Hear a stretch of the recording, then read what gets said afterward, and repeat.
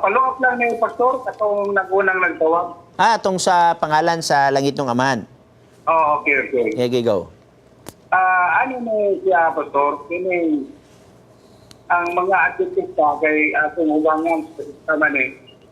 Sa una, kanong tinututor, ang dunay leksyon sa eskwela sa Batika, na ako nabasahan sa Bilisayagot, na nag-ingon dito, na ang ngalan Yahweh, oy husto, o husto na paglitok sa upat ka ngalan na sa programasyon.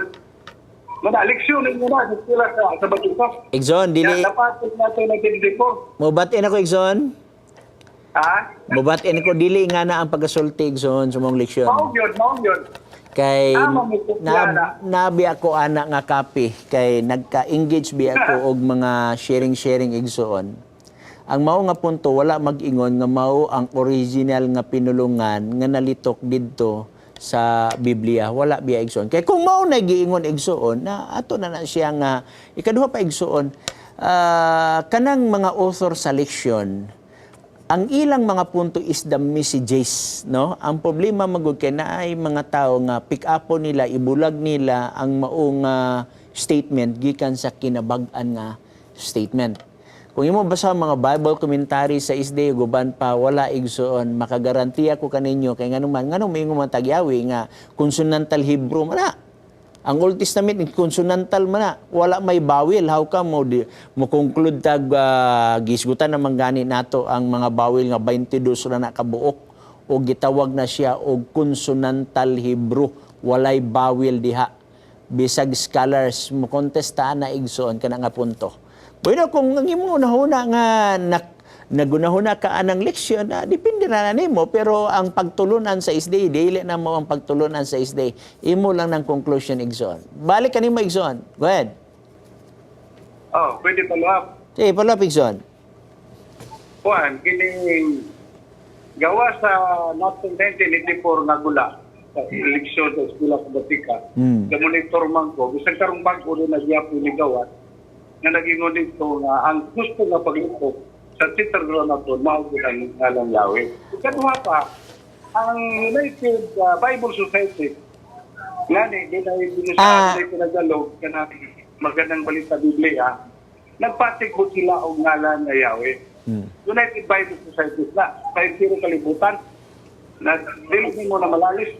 Wala man ko'y problema na igsoon. Tanan mga pangalan, gipangdawat man na, nagadepende sa writer, no? Ang uban mo dawat sa word nga Yahweh, ang uban mo dawat sa word nga Yawa, ang uban mo dawat sa word nga Yava. Kung nagdawat siya na, walay problema, dili mo sabton nga mauna ang original igsoon. So ginlang ko ikaw, walay eksistado nga original. Kung ikaw naa ka karon sa Assembly of Yahweh, mismo ang inyong leader nga si Jacob Omier, wa mag-ingon nga original, labay original may siya nga 99.9%, this is the best transliteration. Ang word transliteration, di pa gina siya original. Mismo ang inyong mga leader igsoon, na walay statement na gingon nga mao ni ang original. Kaya gipambasa na ba yan ako, nagikan sa mga Assemblies of Yahweh nga mga gitawag na tog missing J. Kanang gamay nga lengthwise nga booklet nga gipanghatag ninyo. Ang inyong missing G mismo igsuon. Parte daganas mga referensya pero ang gipanggamit probably this is the best na mingo pag-assume by most scholars. Mga ana na mga gitawag na tog mga doubtful statement. Kanang mingo tag doubtful statement, mismo sila kabalo sila nga ang Old Testament walay vowel. Ug ang katapusan na naglitop based on history, si Simon the Just gidawat na sa dagang scholars igsoon. Gidawat na sa dagang scholars, no? So balik sa imo igsoon. Okay. Follow up gyapon po. Dito ko sa mga rabay, naman ko TV makita anak ko dito sa Daystar. Kanang mga rabay yun na gikan yun. Nai-kumpirma naman ngayaw yung ginalan. Mabatin ko? Wala lagi problema nang nagbisgot og Yahweh. Di na siya problema. Wala na siya mag-ingon nga mauna ang original. Lugar, kung pananglitan, nagamit sa word nga Yahweh, original lugar na, wala may problema na. Kaya ang ngalan sa Diyos, pwede ni mo na matranslate gani. Ang Yahweh is na ipagka-English ana. no? Paraan ang gitawag Yeshua. Sa word nga Yeshua lang daan, naglalis ng mga tao. Sa dili na Hebrew ang Yeshua, in English ng Yeshua nga pag-pronounce. Okay? Ang pag-pronounce ko na is Yahushua. Na mga galalis nga mga gadibit. Nga ni magud pinangga. Na scholars nga ako nabasa nga ang word nga Yahweh is sayop ko no sa grammatical nga pamaagi. Mo ni iyang presentation na, iyang presentation mo ni. For example, mayong ka og Isaiah. Sa word igso, na gitawag na tog prefix o na gitawag na tog suffix. Ang prefix kabaluta nga mao ng first syllable. Ang suffix mo ng katapusan nga syllable. Sa grammar kuno sa Hebrew, dili kuno pwede mag-start or prefix ang word nga yah. Kundi iye. Ang iya dito gikuno na ibutang sa gitawag na to og suffix katapusan nga syllable. For example, Isaiah. Wa man ni wag Isaiah. Di ba? Alleluia. Wa ninyo kay Alleluia. Jeremiah. Wa man yun Jeremiah. Okay? So, for example, di gyud mag-start og ang prefix dili mag-start og ya, kundi iye. For example, Jerusalem. Wa man yung Jerusalem. Yehoida. Wa man yung Yehuda. Yehoel. Mga yena. Jeremiah. Iya po na igsoon. Muna nga dili pwede mahimong iya. Pero respetahan po nato ang mga tao nga mo tawag og Yahweh. Nga nag-ingod og iya ang una. Kay ilang man sad na atong respetahan. Kay mga attempts sa pag-vocalize na siya. Mga panaghap ba. Pero ang original wala. Wala igsoon. Asa kakakita og suffix nga may Alleluia. Alleluia gina siya, no? So muna nga sa diha lang nga area daan na anay controversy mo manggani nga hangtod karon wa pagyud mahuman ang debate sa Yahweh o Yawah. Sa Davao daghang Yawah mo claim nga sayop ng Yahweh. Ang sakto nga pag-pronounce ang Yawah. Unya wa pagyapon na human ang debate sa Yawah, Yahweh o Yaba. Kaya ang Yaba may mga sakto ning Yaba. Ang gamiton sa Yahweh nga mga bersikulo sa pagpamatuod nga mauni ang original, mao gyapon gigamit sa mga Yaba nga mao kuning original. O ang bersikulo sa Yawa, mao gyapon gigamit sa mga Yawa nga mga Yahweh nga mga presentation. Na ang ako sa Diyos mo ni, dapat magdebate sa ang Yahweh, Yaba o Yawa kung asay tinuod ninyong tulo. Kay listen man kay mga kamo ang tinuod, di ba? Kami, Adventist, wag yun may problema kay sulbad naman ang issue sa amua. Nga naman, ang Old Testament is konsonantal o ang ngalan sa langit ng amahan gipaundang sa pagpahunong sa pagpalitok sa panahon ni anang mga panahon na igsoon. Mismo magani dito sa Oda, for example, tagantagag bersikulo, kung dumduman sa ko, Jeremiah chapter 44 verse 26, itugot sa Ginoo og wala ta malimot. Atong tanawon, Jeremiah chapter 44 verse 26 nagingon diri. Okay? Okay, tama di ang bersikulo.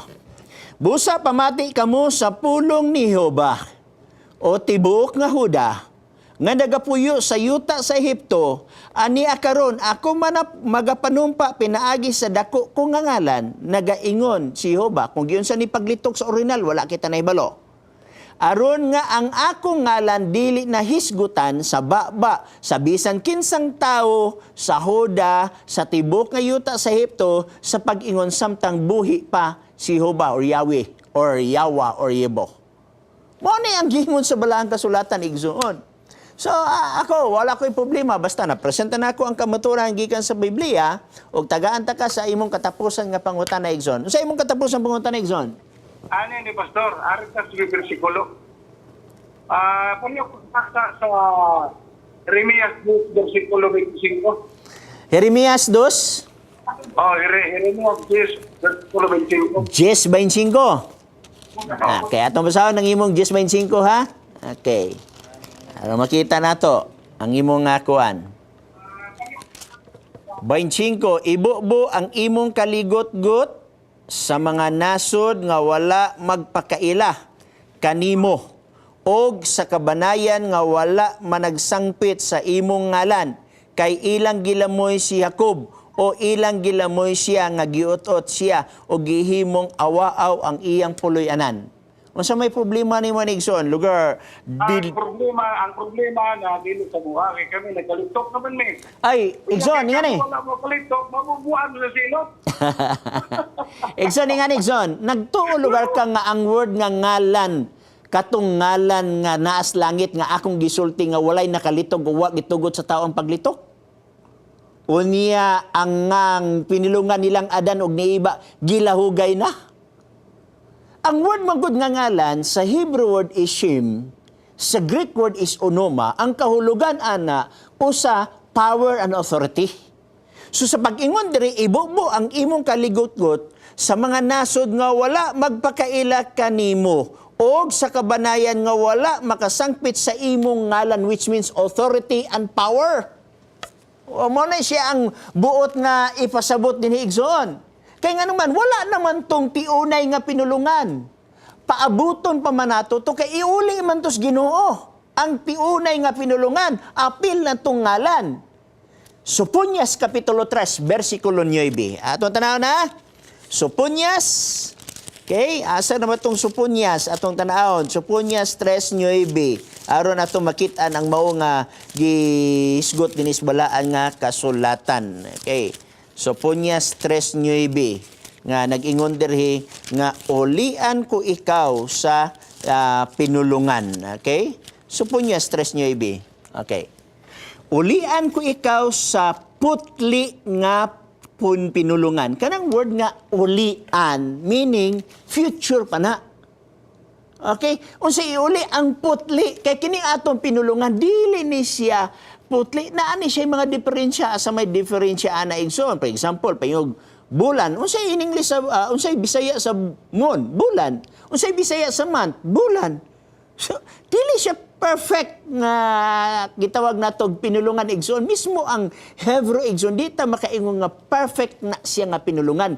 Kay wala pa ang walay Hebrew during kang Adan og iba. Walay Hebrew. Og ang katong original ni Adan og iba gilahugay Henesis 11 bersikulo 1. Og ang pinulungan sa langit walay makalitok og wa gitugot sa tao ang paglitok. Mao na nga dili sayop kung unsay imong pagtawag nga kaniya. Basahon ta. Unang Hari, Kapitulo 8, versikulo 43. Usahay, masinayop magod atong pagsabot anang pag-ingog ngalan. Ngalan gyudayon nga literal. Dili, oy. Authority and power na siya. O, para nang pangayo mo sa ngalan ni Jesus Christ, meaning sa authority ni Jesus Christ. Okay? Unang Hari, Kapitulo 8, versikulo 43, na yun, mamati ka diha sa langit, nga imong puloy-anan, og buhata sumala sa tanang pagtawag sa mga lumalangyaw kanimo. Ang Pilipinas langyaw sa Israel. Ang Iraq langyaw sa Israel. Ang Amerika langyaw sa Israel. O kung sa isultis Biblia, mamati ka diya sa langit nga imong puloy-anan og buhata sumala sa tanang mga pagtawag sa lumalangyaw kanimo. Kung gitawag sa magbabaya, walay problema diha. Okay? Mo magay ka problema kay ipugos magyan nato ng sayop nga translation sa uban nga Yahweh na ba di gitawag og ningon ba di Jerusalem. Jerusalem. So therefore, may yung kag-prefix Igsoon, ye ang una. Mo na gingon sa ubang scholars lisod man kay gang maghimo-himo kog akong kagalingon dinhi. Pag yung nato Isaiah, ho ning yung Isaiah. Mo na nga sa grammar sa prefix o suffix mo lagi nang magdebate sa ang Yahweh og ang Yaba og ang Yawa kung kinsay sakto nilang tulo. Kaya ang 70 Adventist naanay nakabalong 70 Adventist nga tanan nga mga pangalan nini pasibo sa mga lugar. Lugar mananglitan na ako sa Pilipinas Igsoon, maghinebro lugar ko. Mamitong although kabalo tagamay mo Hebrew diri nga mga pinulungan, pero wata niingon nga maghinebro diri. Sama atong nakasharing nako bata pa kay ko sa pagtuon atos Biblia kaniadto Igsoon nga nadagbo na kong usa ka Yahweh nga mato pa niya kamao kuno siya maghebro. Iko pag hinebro kuno matod niya. Alip bit gimil dalit hiwaw zayin hit yet yud kaplamen mim nun sa mikanyi picha di kompresentaw. Believe kay ko siya. Pero pag iskwila na ko sa theology sa Mountain View College, mura la day ka nagyog A, B, C, D, E, F, G, H, I, J, K, L, M, N, P. Ang uban mo gudigsoon, nakabasalan sa Hebrew, mingon na dayon nga, sweeto na dayon sa Hebrew. Usay malingaw ta sa kalibutan, Igsoon. Bueno, dagan salamat na imo pangutan na Igsoon.